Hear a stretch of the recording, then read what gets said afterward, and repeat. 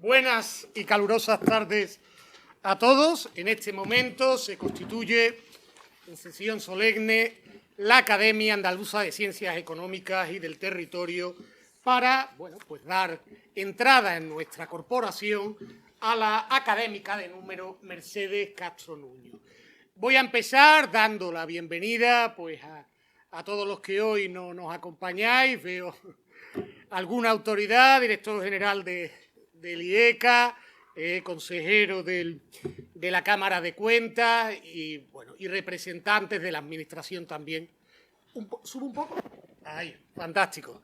Y aprovecho ya y doy también la bienvenida a todos los que nos están siguiendo por streaming online, ¿no? Llevamos este curso académico que termina todos nuestros actos en las 4 provincias que hemos conseguido hacer. Es el récord anual de nuestra academia. Porque hoy terminamos el curso académico, hoy terminamos y volveremos en septiembre. Ya puedo anunciar que la inauguración, Dios mediante, pues será por parte de Soraya Sáez de Santamaría. Ya os llegará la invitación en tiempo y forma. Pues agradecer a todos los que hoy nos acompañáis, tanto de forma presencial como online. Para aquellos que no estéis familiarizados con estos actos, de entrada, aprovecho también para saludar al director general de Política Económica, que llega un poco tarde. Para los que no estéis familiarizados con este tipo de...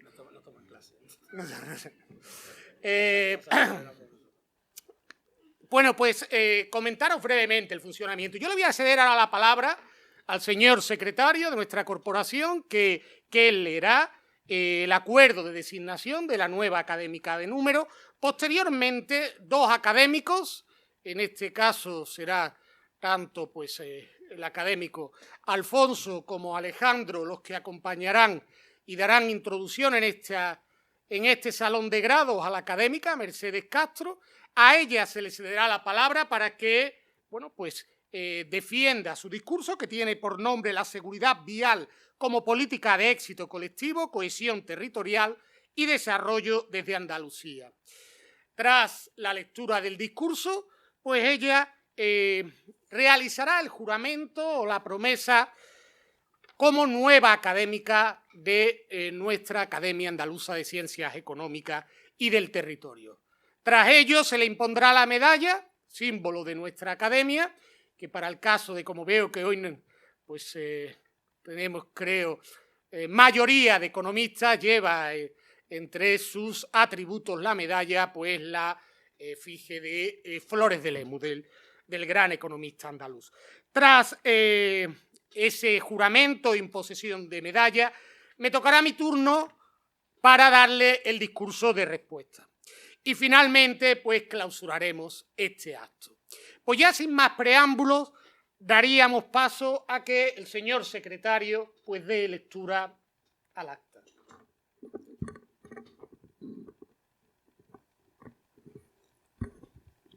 Muchas gracias, presidente. La Junta General de la Academia, válidamente constituida en sesión celebrada el día 21 de julio de 2025, adoptó por unanimidad los siguientes acuerdos.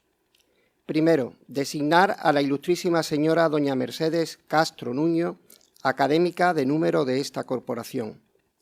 Segundo, encomendar a la Junta de Gobierno la organización del acto de recepción solemne de la académica designada. Acuerdos que se ejecutan en este acto. En Sevilla, 23 de junio de 2026. Pues los profesores Alfonso y Alejandro Cardenete os rogaría.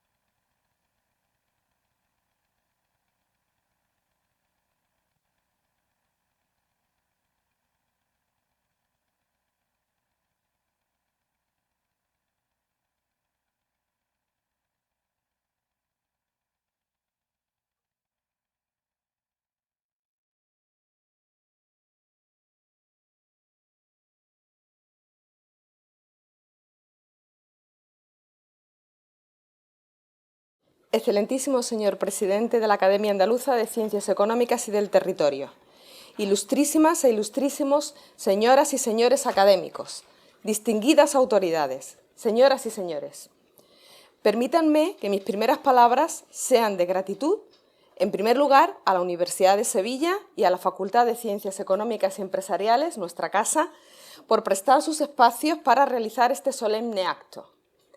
Y en segundo lugar, como no podía ser de otro modo, hacia esta insigne Academia Andaluza de Ciencias Económicas y del Territorio, recientemente asociada al Instituto de España, por el honor que hoy se me concede al incorporarme como académica de número a una institución que representa desde hace casi 2 décadas una de las expresiones más destacadas del pensamiento científico sobre el territorio en nuestra comunidad autónoma.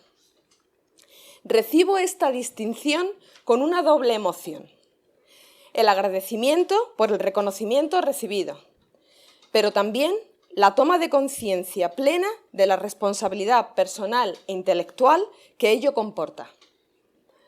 Formar parte de una academia dedicada al estudio del territorio en el marco de la ciencia regional en Andalucía significa integrarse en una tradición de análisis riguroso sobre sus desequilibrios y potencialidades, sobre la articulación entre economía, sociedad e instituciones y sobre las vías más adecuadas para promover un desarrollo estable y sostenible. Para mí supone, igualmente, asumir un compromiso renovado con el conocimiento, que más allá de la reflexión teórica, aspira a iluminar decisiones públicas, orientar reformas y favorecer el bienestar colectivo. Para quienes hemos dedicado nuestra vida profesional a la actividad universitaria, este tipo de distinciones adquiere un significado que trasciende lo individual. Son, en realidad, el reconocimiento colectivo al esfuerzo compartido de maestros, colegas y discípulos, al avance científico que generación tras generación se construye sobre el trabajo previo, ilustrando esa hermosa imagen introducida por el filósofo y erudito del siglo XII, Bernard de Chartres, de avanzar a hombros de gigantes. Pero también representan, y conviene no olvidarlo, un adeudo, el de seguir contribuyendo, con mayor exigencia si cabe, a la producción y transmisión del saber riguroso, útil y socialmente relevante para orgullo de nuestras raíces andaluzas. En este contexto, he considerado oportuno dedicar este discurso a un ámbito de estudio que ha vertebrado buena parte de mi trayectoria como investigadora y que, sin embargo, rara vez se sitúa en el centro de los debates públicos: la seguridad vial. La elección de este tema no es casual ni responde exclusivamente a mi afinidad profesional. Surge de la convicción de que la seguridad vial constituye uno de los indicadores más expresivos y al mismo tiempo más sigilosos del grado de desarrollo de un territorio. Como tendré ocasión de señalar a lo largo de este discurso, la siniestralidad vial no es aleatoria, ni responde únicamente a decisiones individuales aisladas. Refleja cómo se organiza un territorio, cómo funcionan sus instituciones y cómo se distribuyen las oportunidades de movilidad de su población. No afrontan los mismos desafíos las áreas metropolitanas densamente pobladas que los territorios rurales dispersos, ni presentan idénticos riesgos las regiones turísticas con fuertes oscilaciones estacionales que aquellos otros espacios con dinámicas de movilidad más estables. Allí donde las personas pueden desplazarse con seguridad, la accesibilidad mejora, los costes externos, sociales y económicos de la movilidad se reducen y el territorio ofrece mayores oportunidades de integración para todos los ciudadanos. Allí donde, por el contrario, la movilidad entraña riesgos excesivos, emergen pérdidas humanas irreparables, elevadas cargas económicas y una forma silenciosa de desigualdad que afecta especialmente a los colectivos más vulnerables. La seguridad vial debe entenderse, por tanto, como una política pública de primer orden, profundamente vinculada a la organización territorial, en la que la ciencia regional encuentra un campo de análisis particularmente fértil y fecundo al constatarse que los siniestros viales presentan patrones espaciales definidos. A ello se suma, además, su enorme impacto social. A escala mundial, los siniestros de tráfico siguen constituyendo una de las principales causas de mortalidad y morbilidad, especialmente entre la población joven y con dinámicas diferenciadas por sexo y género, lo que refuerza la necesidad de abordar esta cuestión desde una perspectiva amplia e integradora. A lo largo de mi trayectoria investigadora, he tenido ocasión de aproximarme a esta realidad compleja desde perspectivas diversas y al mismo tiempo complementarias. El papel de la gobernanza pública, las reformas regulatorias, la vigilancia del tráfico, la influencia de la educación, la vulnerabilidad diferencial de los usuarios, el riesgo del transporte pesado o los retos asociados a la movilidad activa. Y si algo he podido aprender durante este recorrido es que pocas políticas públicas reflejan de manera tan nítida la interacción entre instituciones, territorio, comportamiento y protección de la vida. Sobre estas premisas articularé mi intervención, dividida en 3 partes. En primer lugar, abordaré la evolución internacional y europea de la seguridad vial. Posteriormente analizaré el caso español. Y finalmente concluiré con una reflexión sobre Andalucía, poniendo el foco en sus particularidades, desafíos y oportunidades. Iniciamos, por tanto, el recorrido de este discurso con el primer bloque, ampliando la mirada para observar cómo la comunidad internacional y especialmente Europa han afrontado el reto de la seguridad vial durante las últimas décadas. Si quisiéramos identificar algunos rasgos distintivos de las sociedades contemporáneas avanzadas, probablemente mencionaríamos la esperanza de vida, la confianza en las instituciones, la educación, la innovación o la capacidad de generar prosperidad compartida. Yo añadiría, sin ningún tipo de vacilación, otro indicador menos citado que, sin embargo, está profundamente imbricado en el grado de desarrollo económico: la capacidad de reducir la mortalidad y la morbilidad asociados a la movilidad cotidiana. Sin embargo, no siempre fue así. Durante buena parte del siglo XX, el incremento de la motorización en el mundo desarrollado vino acompañado de un fenómeno trágico que muchas sociedades aceptaron con resignación: miles de muertes anuales en carretera consideradas como coste inevitable del progreso. El automóvil significaba libertad, velocidad, crecimiento económico, avance, modernidad. Y como contrapartida, sus externalidades negativas, entre otras la siniestralidad, eran contempladas con frecuencia como daños colaterales difícilmente evitables. Sin embargo, en la década de los 60 se produjo una transformación conceptual decisiva. Las muertes en carretera dejaron de ser percibidas como fatalidades irremediables y comenzaron a entenderse como eventos prevenibles, hasta el punto de ir sustituyéndose progresivamente el concepto accidente de tráfico, que incorpora una aleatoriedad implícita, por el término siniestralidad vial, considerado deontológicamente más correcto. En este momento nació la política moderna de la seguridad vial, refrendada desde el punto de vista académico por las aportaciones del doctor William Haddon Jr., quien marcó un punto de inflexión en la comprensión científica del fenómeno.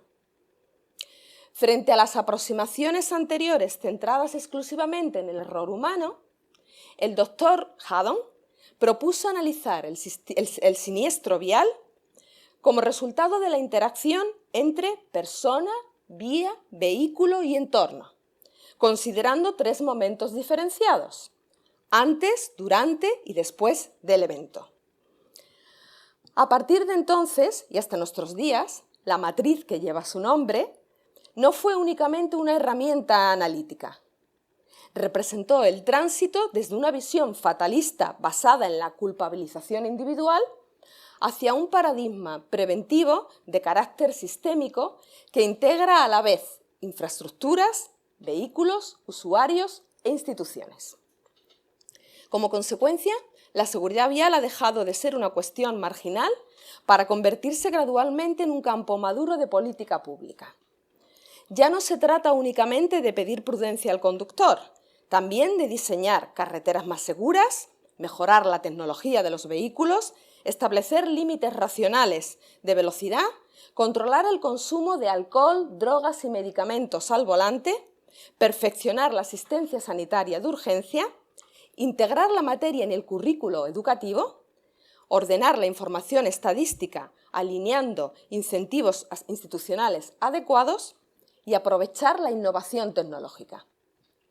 En este último campo, la digitalización y la inteligencia artificial abren actualmente nuevas oportunidades para anticipar patrones de riesgo mediante modelos predictivos, análisis masivos de datos y sistemas inteligentes de asistencia a la conducción, permitiendo diseñar políticas preventivas cada vez más precisas y adaptadas a las características específicas de cada territorio. Sin embargo, a pesar de todos estos esfuerzos, desafortunadamente, las cifras continúan siendo severas a escala internacional y los siniestros de tráfico constituyen una de las principales causas de mortalidad en todo el mundo. Según la Organización Mundial de la Salud, más de 1,3 millones de personas fallecen cada año en carretera, lo que representa una tasa media superior a 160 muertes cada millón de habitantes. Entre 20 y 50 millones de ciudadanos sufren anualmente lesiones por siniestros de tráfico, muchos de ellos con consecuencias irreversibles. Y los traumatismos derivados de los mismos son la principal causa de muerte en jóvenes de entre 5 y 29 años, así como la 12ª causa de fallecimiento en todas las edades, particularmente entre motociclistas, ciclistas y peatones. Indudablemente, estos dígitos contienen un drama humano evidente, pero también expresan un fenómeno económico de primera magnitud que se manifiesta en forma de pérdida de capital humano, gasto sanitario, discapacidad, reducción de productividad laboral, deterioro patrimonial de los hogares y cargas psicoemocionales difíciles de monetizar.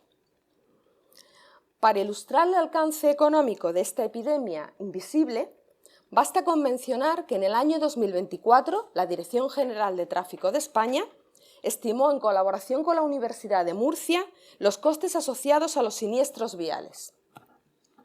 Como resultado, una persona fallecida supone un coste de 2.071.009 euros, incluyéndose los costes directos e indirectos y el conocido como valor de la vida estadística, es decir, el precio actuarialmente justo asociado a las primas que la sociedad estaría dispuesta a pagar para disminuir el riesgo de morir en un siniestro vial. Este problema encierra, además, una profunda desigualdad territorial, porque los riesgos no se distribuyen homogéneamente entre continentes, países y regiones. Aproximadamente el 93% de las muertes por siniestros viales se produce en países de ingresos medios y bajos, y la probabilidad de fallecimiento es 3 veces superior en los países de ingresos bajos, a pesar de que solo poseen el 1% del parque automovilístico total. Todo ello revela hasta qué punto la seguridad vial puede interpretarse como un indicador expresivo del nivel de desarrollo del territorio, como así hemos constatado en nuestras investigaciones, permaneciendo vinculada a factores como la fortaleza institucional, la calidad técnica de las vías y los vehículos, el avance de los sistemas sanitarios, la solidez de los marcos legales y la capacidad de los sistemas públicos para diseñar e implementar políticas de concienciación eficaces que instauren una verdadera cultura preventiva. En este contexto, Europa constituye probablemente el ejemplo más relevante de éxito colectivo en la materia. Durante las últimas décadas, el continente ha protagonizado uno de los procesos más notables de reducción del número de fallecidos a nivel mundial. La tasa media de mortalidad en el conjunto de la Unión Europea se sitúa actualmente en torno a 44 fallecidos por millón de habitantes, con una tendencia global descendente, aunque constatándose diferencias entre los Estados miembros. Así, naciones como Suecia, Países Bajos, Dinamarca, se erigen tradicionalmente como líderes internacionales, mientras que otros estados de más reciente membresía, principalmente de Europa del Este, se han visto obligados a concentrar en poco tiempo loables esfuerzos para reducir los elevados niveles de siniestralidad vial heredados de tiempos pasados. La pregunta que surge de manera natural es: ¿y cómo ha sido posible este progreso? No se trata de una casualidad estadística, sino de la consecuencia de políticas compartidas, aprendizaje institucional y difusión de buenas prácticas. En el fondo de todo ello subyace la evidencia de que el proceso de construcción europeo, conocido en la literatura como europeanización, ha desempeñado un papel determinante no solo facilitando la integración económica y comercial de mercados, sino también extendiendo estándares comunes de protección de la vida.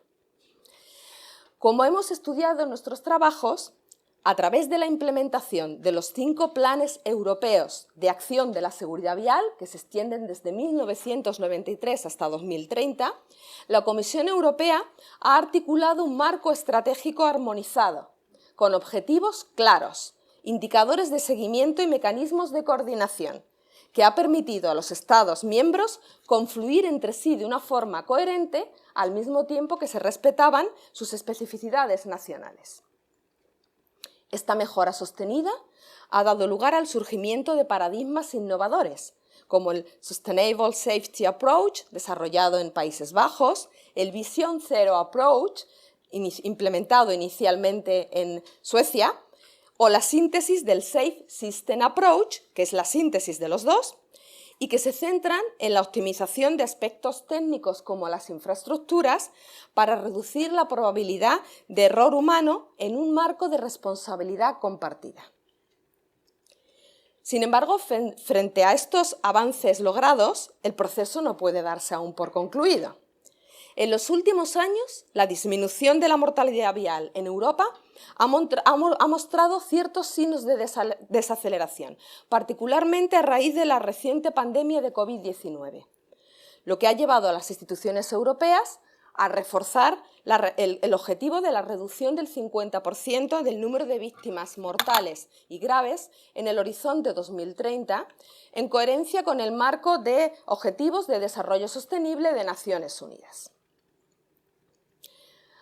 Una vez finalizado el primer bloque de mi intervención, descendamos ahora desde esta perspectiva europea hasta el caso español. Si el contexto europeo ofrece un marco general de progreso en materia de seguridad vial, la evolución registrada por nuestro país constituye uno de los ejemplos más destacados de transformación en las últimas décadas. A finales del siglo XX, España presentaba estadísticas de siniestralidad que hoy en día resultarían difícilmente aceptables. En 1989, el número de fallecidos alcanzaba cifras récord superiores a las 9.300 víctimas en cómputo consolidado a 30 días tras el siniestro vial, así como una de las tasas de mortalidad vial más elevadas de Europa, con 241 fallecidos por cada millón de habitantes frente a los 90 de Suecia o de Países Bajos.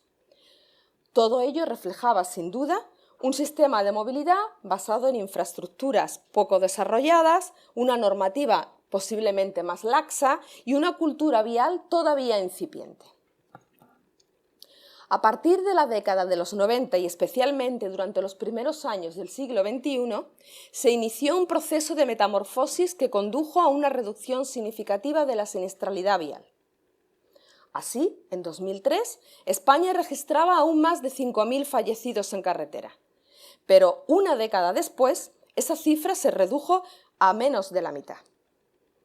En la actual década de los años 20, el número de víctimas mortales oscila en torno a las 1.600-1.800 anuales, aunque nos situamos entre los países más seguros del entorno, con una tasa de 37 fallecidos por millón de habitantes inferior a la media europea. Esta evolución favorable ha sido el resultado de una combinación de políticas públicas, reformas institucionales y cambios sociales con efecto acumulativo que vamos a detallar a continuación. Entre los factores más relevantes cabe destacar, en primer lugar, la modernización de la red viaria. La expansión del mapa de autovías y autopistas, junto con la mejora progresiva de las carreteras convencionales, ha contribuido a reducir la exposición al riesgo, especialmente en determinados tramos peligrosos de concentración de accidentes. En segundo lugar, como hemos evidenciado en nuestras investigaciones, la coordinación entre diferentes niveles de gobernanza pública y, sobre todo, el fortalecimiento del marco normativo han desempeñado un papel decisivo como elemento coercitivo. La reducción de los límites permitidos de alcohol en sangre, la obligatoriedad del uso de dispositivos de seguridad pasiva, cinturones de seguridad, cascos, sistemas de retención infantil, la aplicación de campañas de publicidad vial crudas e impactantes y la implementación del permiso de conducir por puntos en el año 2006, por cierto, con efectos mucho más efímeros y moderados que los alcanzados por el endurecimiento de sanciones prevista por la reforma del Código Penal materializada en el año 2007, han contribuido a concienciar a los ciudadanos para modificar el comportamiento de los conductores. A ello se suma además un elemento fundamental: el incremento de la vigilancia y la supervisión del cumplimiento de la normativa. La generalización de radares de velocidad, el aumento de controles de alcoholemia y drogas y la mayor presencia de los cuerpos y fuerzas de seguridad de tráfico han contribuido y han generado un efecto disuasorio altamente eficaz. En nuestros estudios hemos analizado precisamente el impacto de estos mecanismos de control, evidenciando que la vigilancia sostenida no solo reduce la probabilidad de cometer una infracción, sobre todo en el caso de las conductoras, sino que también contribuye a consolidar mejoras duraderas de la seguridad vial. Quizá uno de los cambios más profundos experimentados haya sido la evolución de la cultura vial. Conductas antes socialmente aceptadas, como la conducción bajo los efectos del alcohol o sin usar el cinturón de seguridad, y que probablemente algunos de los presentes en la sala que hayamos nacido en el siglo XX podemos recordar, han pasado en la actualidad a ser ampliamente rechazadas, contribuyendo decisivamente a la reducción de la siniestralidad. Hoy, sin ir más lejos, tenemos una noticia de plena actualidad que pone de manifiesto el ímpetu de la sociedad española por mejorar día a día en esta materia, porque no sé si sabrán que precisamente el Consejo de Ministros ha aprobado hoy una reforma del Reglamento de Circulación que atañe particularmente a la movilidad y a la posibilidad, a la exposición al riesgo en ámbitos y en contextos urbanos, y que alude particularmente a nuevas formas de movilidad, como son los vehículos de movilidad personal, regulando las condiciones en las cuales se puede conducir con el patinete. Sin embargo, pese a todos estos esfuerzos, como ocurre en el contexto europeo, los buenos resultados agregados no deben obviar la persistencia de diferencias internas en España. A este respecto, una parte de nuestros trabajos han intentado subrayar la idea de que bajo el éxito general subsisten brechas significativas, encontrándose contrastes entre regiones y provincias, entre entornos urbanos y rurales y entre distintos tipos de vías. Factores como la dispersión poblacional, la estructura de la red viaria, la especialización económica o la intensidad de los flujos turísticos generan diferentes esquemas de movilidad y exposición al riesgo, manifestando el hecho de que la siniestralidad vial no puede paliarse con estrategias uniformes. Un discurso pronunciado ante la Academia Andaluza de Ciencias Económicas y del Territorio quedaría inevitablemente incompleto, por tanto, si yo no descendiera a un nivel más en el análisis, porque es precisamente a escala regional donde muchas de estas políticas adquieren su verdadera dimensión, como pongo de manifiesto en la tercera parte de mi intervención. Si existe en España un territorio especialmente singular para estudiar la relación entre seguridad vial, cohesión y desarrollo regional, este es sin duda Andalucía. Nuestra comunidad autónoma reúne una combinación particular de factores geográficos, demográficos y económicos que convierten la movilidad en un elemento central de su morfología y al mismo tiempo en un ámbito particularmente sensible. Pocas zonas concentran en un mismo espacio político-administrativo una diversidad territorial semejante. Nos encontramos ante una de las regiones más extensas de Europa occidental, con una superficie superior a la de algunos estados soberanos, con una elevada cifra de población distribuida de manera irregular. Una región donde coexisten grandes áreas metropolitanas en torno a una densa red de ciudades medias, junto a otros espacios rurales, y una región donde se localizan importantes corredores logísticos, puertos de relevancia estratégica y una de las principales economías turísticas del continente. Todo ello nos lleva a delimitar 4 grandes realidades territoriales en nuestra comunidad autónoma desde el punto de vista de la movilidad terrestre y la seguridad vial. La primera es la Andalucía metropolitana, articulada en torno a núcleos poblacionales funcionales como Sevilla, Málaga, Córdoba, Granada y el eje Bahía de Cádiz-Jerez. En ella predominan los desplazamientos recurrentes por motivos laborales, educativos y de servicios, una elevada congestión en horas punta y una coexistencia e interacción modal cada vez más acusada entre automóvil, motocicleta, transporte público, bicicleta y movilidad peatonal. La segunda es la Andalucía rural e interior, formada por extensas áreas de baja densidad poblacional, como las existentes en la provincia de Jaén, donde el vehículo privado sigue siendo en muchos casos condición indispensable para poder acceder a los servicios esenciales. Aquí los desafíos son distintos. Carreteras secundarias, mayores distancias, menor disponibilidad de alternativas modales, envejecimiento demográfico y tiempos de respuesta médica y asistencial potencialmente más amplios. La tercera de estas realidades es la Andalucía litoral y turística, sometida a intensas oscilaciones derivadas de la presión demográfica en torno a áreas costeras de Málaga, Huelva, Cádiz y Almería. Durante determinados periodos del año, particularmente los meses estivales, estas zonas multiplican de forma notable su población efectiva y con ella los desplazamientos, incorporando la circulación de visitantes ocasionales, normalmente utilizando vehículos de alquiler, así como la presencia de conductores internacionales, por ejemplo, con motivo de la conocida operación Paso del Estrecho, con patrones de movilidad no rutinarios.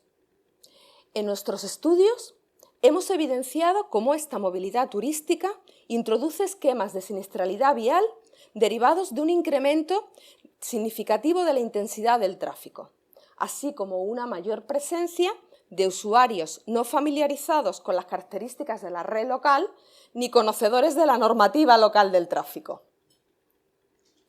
La cuarta es la Andalucía logística y de tránsito, vinculada a puertos, nodos industriales y corredores estratégicos para la circulación de mercancías, como los existentes en el campo de Gibraltar o en el paso de Despeñaperros en el norte de la provincia de Jaén. Aquí adquieren protagonismo el transporte pesado y la convivencia entre tráfico profesional y movilidad cotidiana, exigiendo la existencia de infraestructuras robustas y bien mantenidas que, además de prestar un servicio fluido y eficiente, garanticen la seguridad de los desplazamientos. Sin duda, pretender responder del mismo modo a estas 4 facetas tan diferentes de Andalucía equivaldría a realizar un diagnóstico erróneo. Desde el punto de vista de la movilidad y de la seguridad del tráfico, Andalucía afronta, por tanto, diversos retos estratégicos. Entre ellos, mejorar el conocimiento y la capacidad analítica del riesgo en los desplazamientos, especialmente en los siniestros in itinere, asociados a movilidad pendular del lugar de trabajo, del centro de trabajo al domicilio y viceversa. Reducir la vulnerabilidad de determinados tramos de la red secundaria convencional, sobre todo en zonas rurales interiores, conexiones intercomarcales y corredores de tráfico pesado. Ordenar de forma más eficiente la movilidad urbana y metropolitana. Gestionar racionalmente la creciente presión turística. Adaptarse al progresivo envejecimiento demográfico y reforzar la cooperación institucional en un ámbito caracterizado por una compleja gobernanza multinivel. Como es sabido, las competencias esenciales en materias de tráfico y seguridad vial corresponden a la Administración del Estado. Sin embargo, ello no impide reconocer un cierto margen de actuación a nuestra comunidad autónoma y a las administraciones locales en diversos ámbitos. Por ejemplo, la modernización y conservación adecuada y preventiva de las infraestructuras de su titularidad, contribuyendo a la reducción de los denominados puntos negros.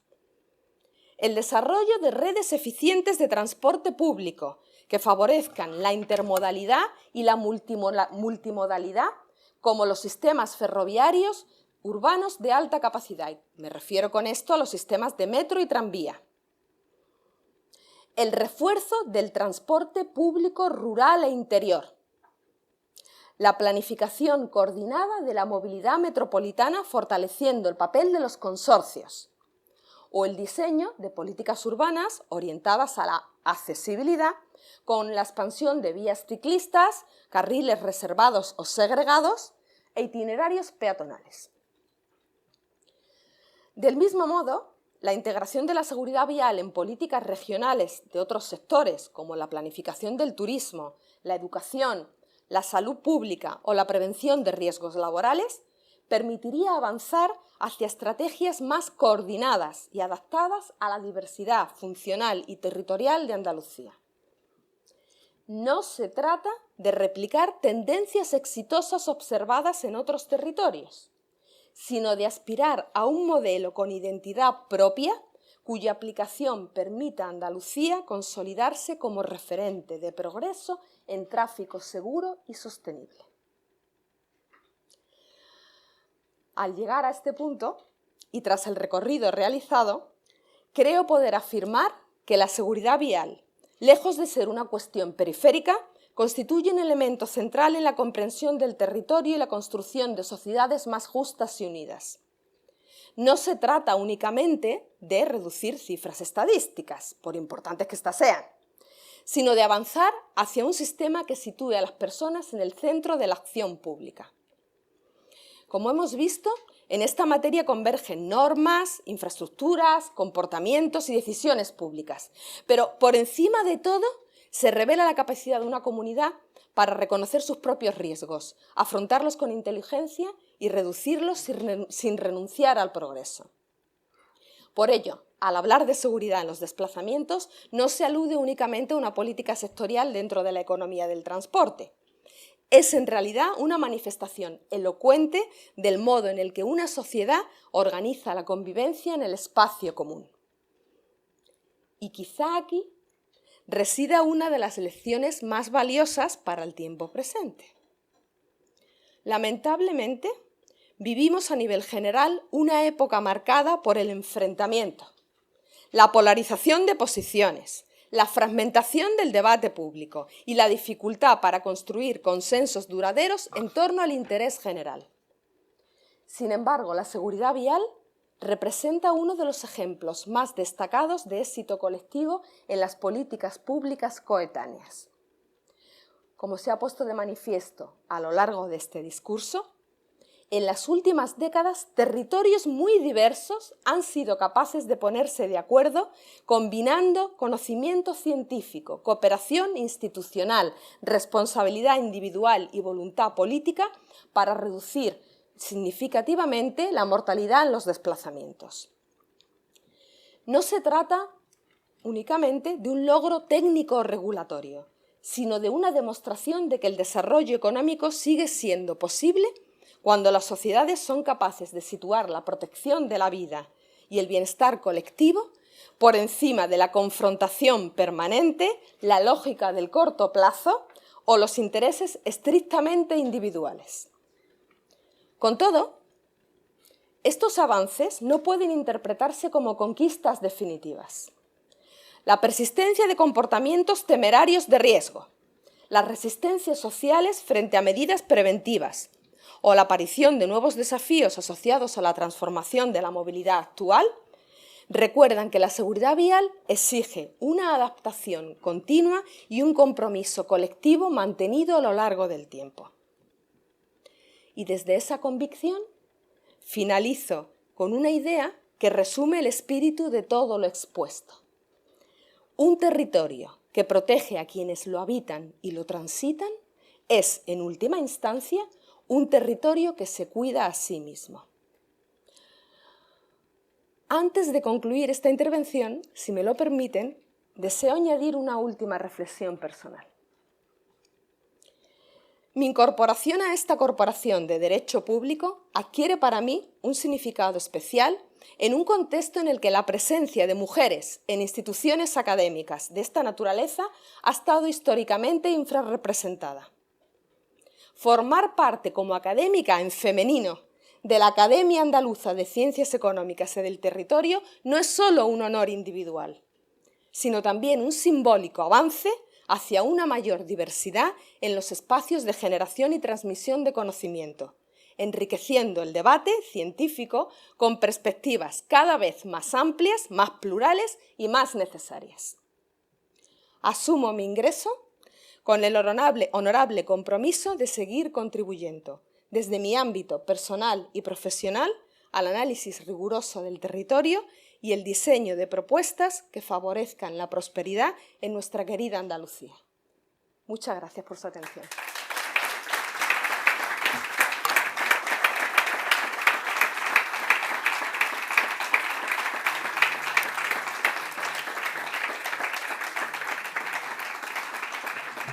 Nos ponemos de pie para el juramento o promesa.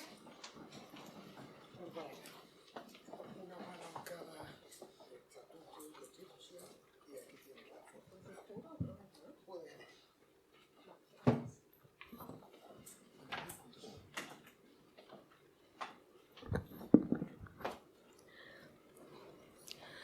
Juro cumplir mis deberes como académica de número de la Academia de Ciencias Económicas y del Territorio, Academia Andaluza de Ciencias Económicas y del Territorio, con estricto respeto a la Constitución española, al Estatuto de Autonomía para Andalucía y a las normas de la Academia.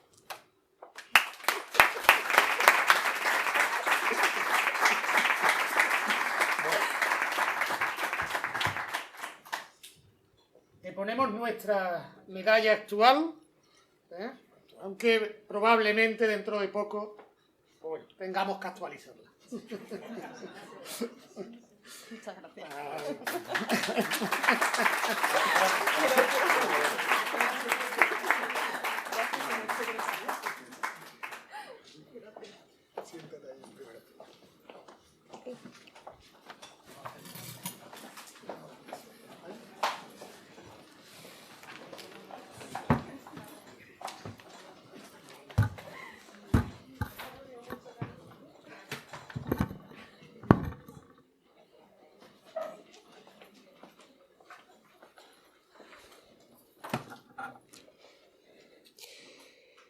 Bien, ilustrísimas e ilustrísimos académicos, autoridades, señoras y familiares, que es un día también importante para la familia, ¿no? Asumo hoy la grata responsabilidad de dar respuesta al excelente discurso de ingreso de la doctora Mercedes Castro Nuño, a quien acogemos con renovado gozo en esta docta institución.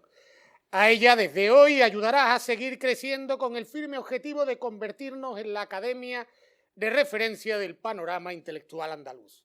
Lo harás no solo con tu ciencia de frontera, lo harás en femenino, pero también reduciendo nuestra edad media, ya que también aporta juventud estadística a nuestra institución.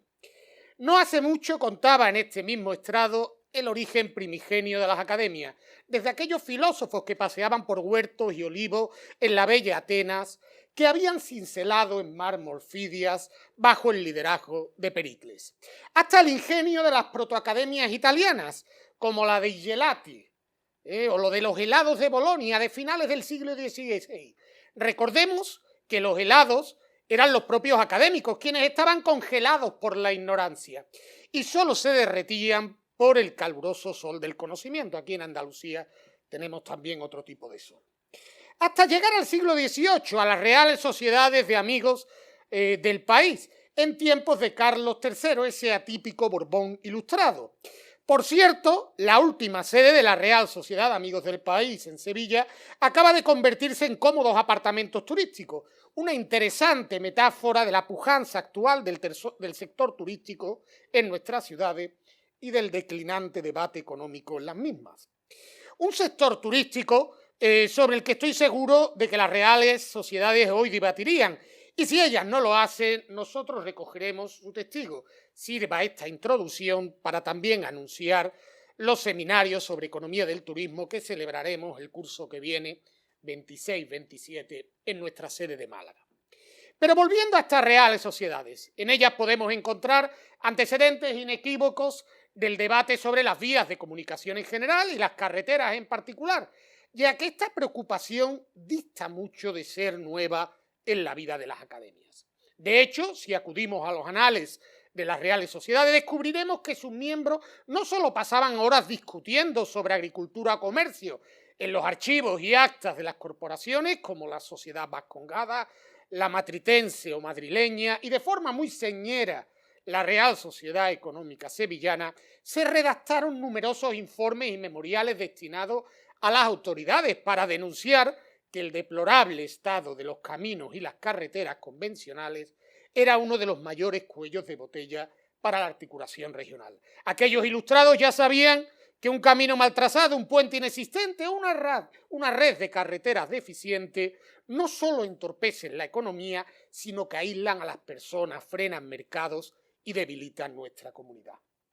Del mismo modo, nuestra Academia Andaluza es una institución comprometida con el devenir de nuestra tierra, cuya verdadera misión es aportar luz rigurosa e independiente a los problemas socioeconómicos que condicionan el progreso de Andalucía y, cómo no, también a la planificación y seguridad de sus carreteras y sus vehículos. Entre esos problemas estructurales poco hay tan silenciosos y complejos como el que hoy nos ha expuesto magistralmente nuestra nueva académica, la seguridad vial, entendida no como un mero asunto de tráfico, sino como una política pública de primer orden. La intervención de la doctora Castro Nuño nos invita a una reflexión profunda sobre la equidad y el valor de la vida en nuestro espacio común. La doctora Castro Nuño comienza su intervención señalando que una infraestructura insegura o deficiente puede aislar tanto más como una inexistente, comprometiendo vidas humanas y limitando gravemente las oportunidades de desarrollo personal y social. En este campo, España ha configurado en las últimas décadas un exitoso cóctel de ingeniería social y reformas institucionales que nos han convertido en un referente de transformación y mejora a nivel europeo, como nos ha explicado la profesora Castro Nuño. Como bien detalla el discurso, este hito se ha cimentado sobre elementos claves como la modernización viaria, el endurecimiento del marco normativo y penal, la excelente selección y formación del personal directivo de la DGT y de la Guardia Civil de Tráfico y su probada eficacia disuasoria en las tareas de vigilancia y control policial. Tampoco olvidemos la calidad de nuestro Sistema Nacional de Salud Público en la atención clínica inmediata post-siniestro. Del análisis de este éxito social podríamos obtener dos pertinentes hipótesis. La primera es que puede que sea más fácil conseguir el éxito cuanto más alejada de la primera línea de enfrentamiento partisano, partidista, político, esté la cuestión, como es el caso de la seguridad vial. La segunda sería que no es fácil encontrar, si es que si existiera alguna, medidas de políticas mágicas, casi de cuentos de hadas, que por sí solas puedan mejorar un complejo problema, sino que los buenos resultados en política económica se consiguen por la conjunción de múltiples acciones y esfuerzos coordinados. O dicho de otra forma, no hay atajos en la ingeniería social. Esta indudable historia de éxito de nuestro país con la seguridad social me va a servir para explicar una curiosa anécdota que compartimos Mercedes y yo, y que además ilustra bien esta segunda hipótesis de ausencia de políticas de cuentos de hadas.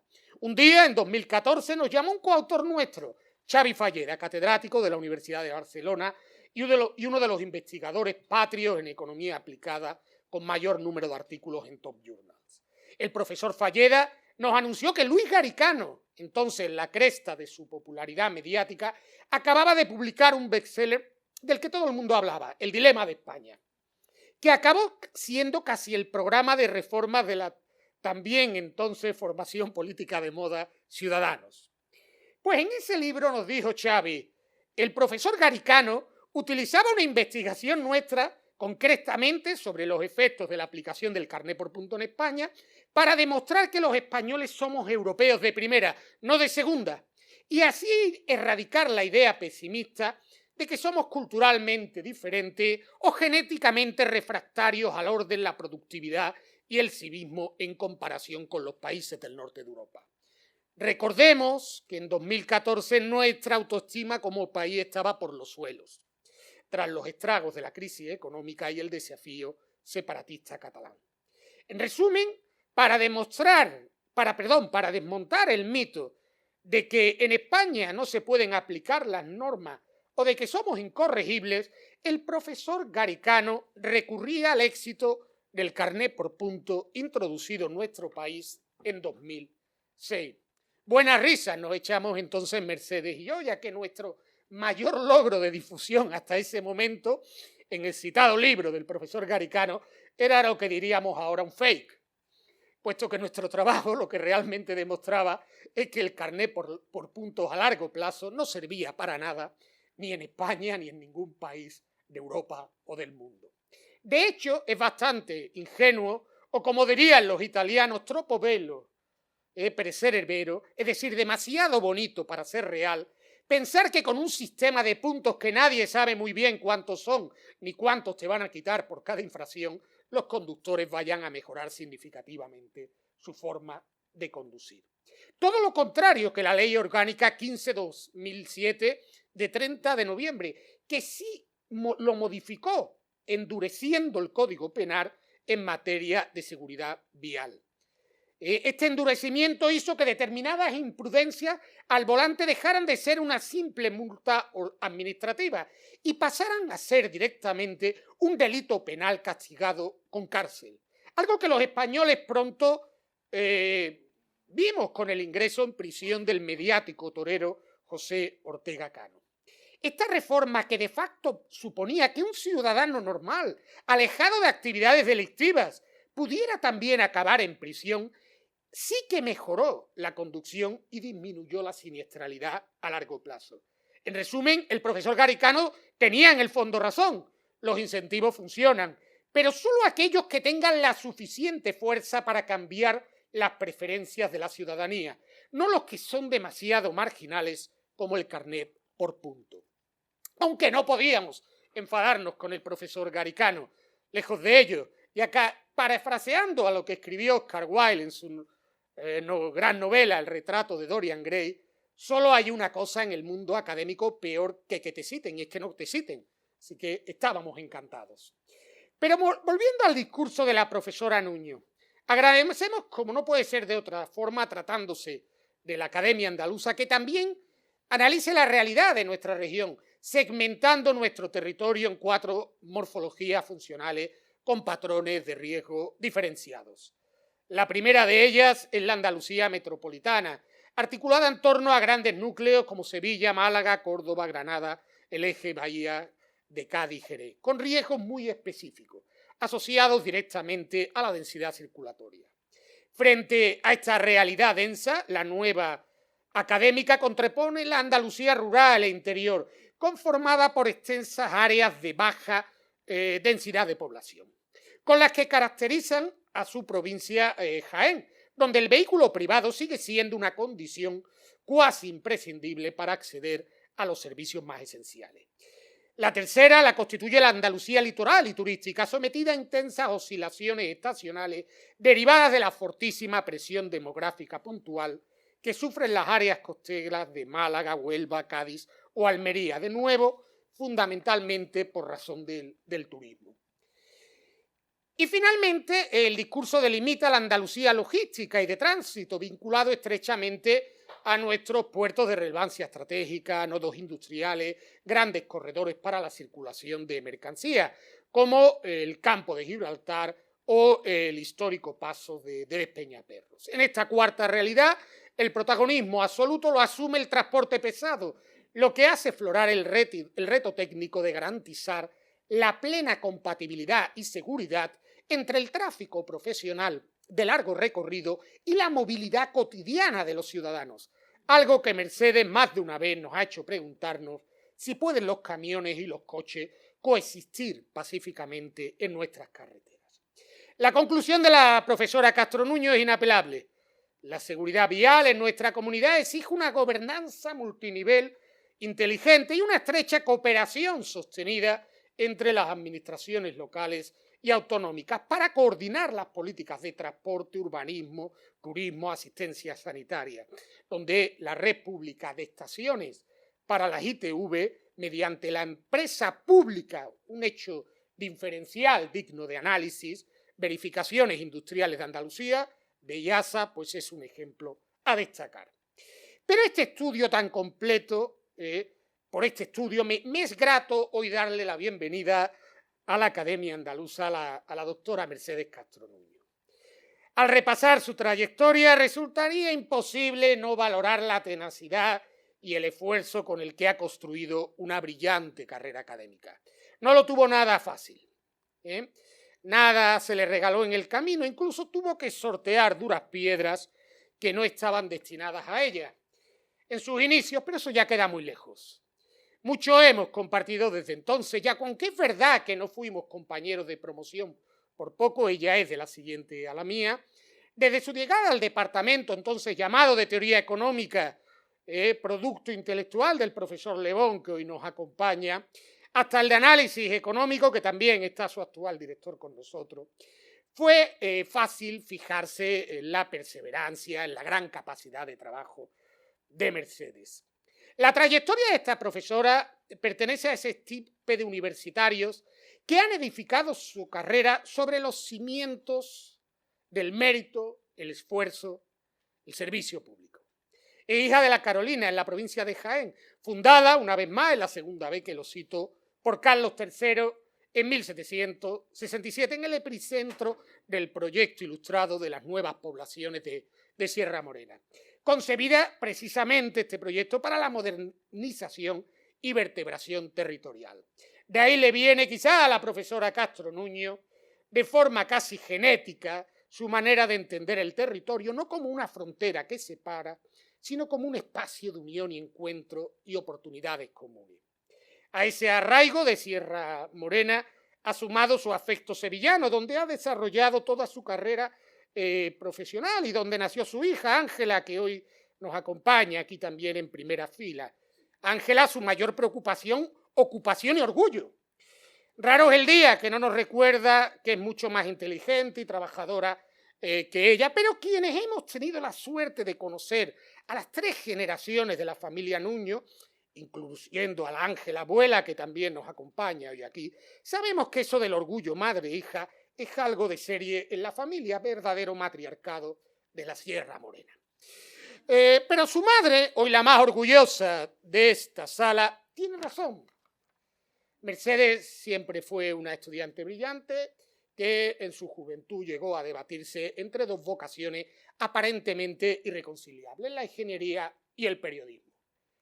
Ya conocen la irónica frase del escritor Manuel Alcántara: todos hemos querido ser alguna vez periodistas y otra vez hemos querido dejar de serlo, ¿no?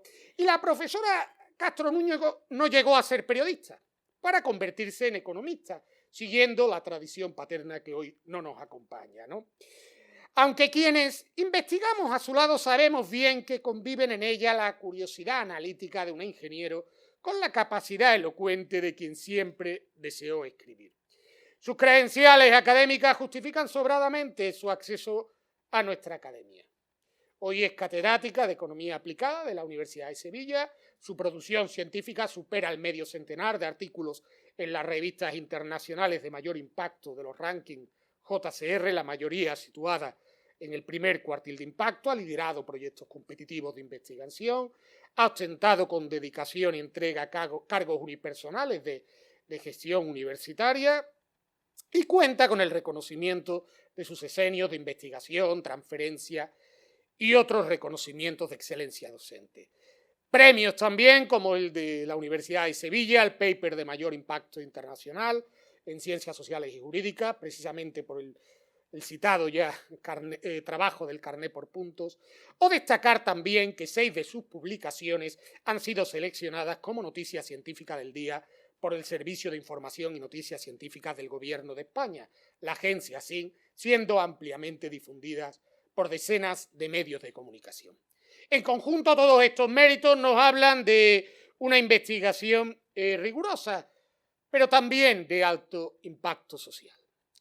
Sin embargo, sus compañeros sabemos que los indicadores bibliométricos explican solo una parte de su valía y compromiso con la comunidad académica.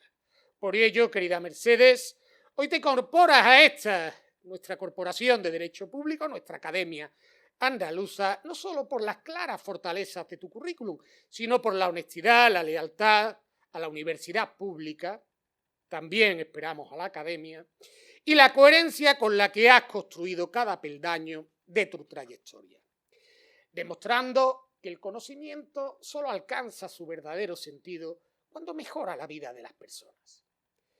Tu ingreso como académica constituye un simbólico avance hacia una mayor diversidad. Hablabas en femenino, absolutamente necesario. El año pasado solo entraron 6 académicas de número, con ello también queríamos empezar a solventar esta situación, ¿no? Amplía también el debate científico regional en un contexto histórico donde la presencia de las mujeres en estas instituciones, como has dicho, no ha estado precisamente sobrerepresentado. Y sí, como nos has enseñado hoy, una sociedad avanzada se reconoce también en su capacidad para proteger la vida de quienes se desplazan por ella, también en sus carreteras. Pues entonces una academia avanzada debería reconocerse en la capacidad que tuviera para incorporar a quienes, como tú, han dedicado tu inteligencia a ser una sociedad más segura, más cohesionada, en resumen, una sociedad mejor. Bienvenida a esta casa, tu nueva casa, he dicho.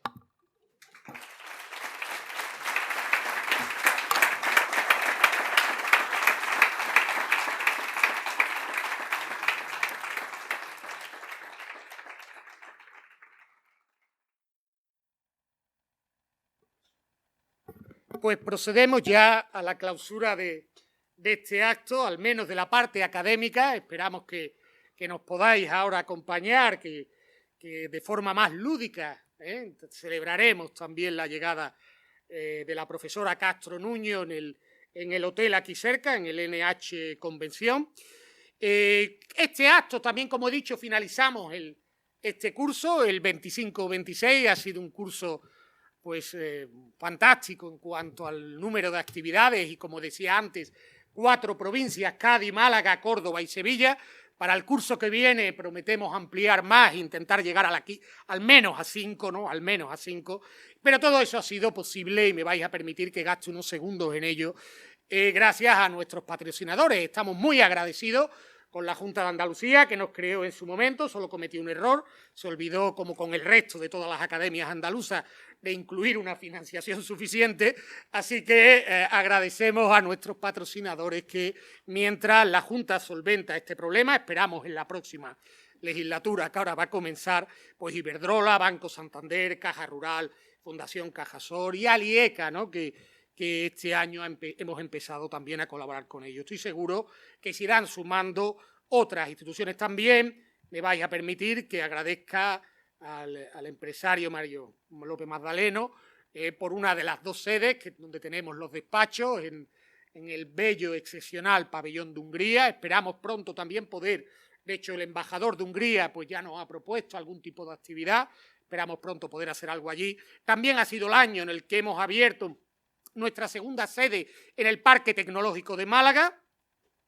Y bueno, pues seguro que también el año que viene tendremos buenas noticias que daros. Agradeceros, hoy estáis aquí, pues 3 de nuestras 6 nuevas académicas. Tenemos que decir que en menos de un año 5 de ellas han mandado su discurso, lo cual es un récord para las estadísticas medias de nuestra academia, y esperamos que la sexta lo envíe en pocos, ¿no? Esperamos pronto, Jeronia, darte la entrada, a Ana Orellana, que también ha enviado su discurso, la magistrada en Jerez. Esperamos a la escritora Elvira Roca, que entrará en Málaga, y a Pilar Manchón, que tendrá que venir desde Google para entrar en Sevilla, ¿no? Pues nada, muchísimas gracias a todos, autoridades, académicas, académicos, amigas, amigos y sobre todo familiares. Se levanta la sesión.